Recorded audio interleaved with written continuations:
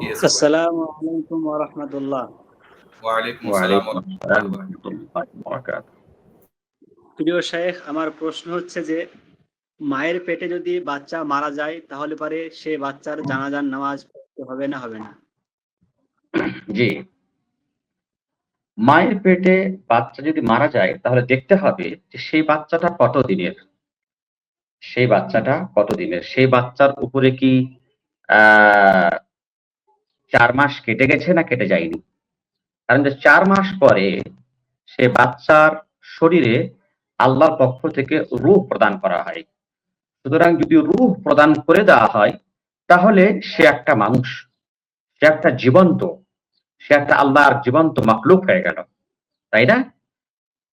আর রাসূলুল্লাহ সাল্লাল্লাহু আলাইহি সাল্লাম বলেছেন, "আস-সিবতু ইউসাল্লা আলাইহি।" সেই বাচ্চা যে বাচ্চার পরিপূর্ণ না হওয়া অর্থাৎ মায়ের পেটে বাচ্চা সাধারণত ১০ মাস থাকে বা ৯ মাস থাকে। হ্যাঁ? বাচ্চা যদি তার সময়ের পূর্বে মায়ের পেট থেকে যদি সে আ তোর মায়ের পেট থেকে যদি সে সাকেত হয়ে যায় বা সেই বাচ্চা যদি ভূমিষ্ঠ হয়ে যায়, আ তাহলে তার উপরে জানাজা পড়া হবে। তার উপরে জানাজা পড়া হবে। আল্লাহ বললেন, "আস-সিবতু ইউসাল্লা আলাইহি।"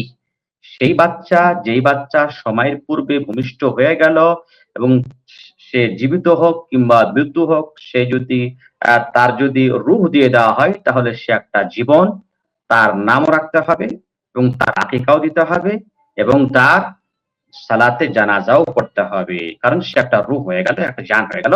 কিয়ামতের দিনে সে আপনার জন্য শাফাআত করবে।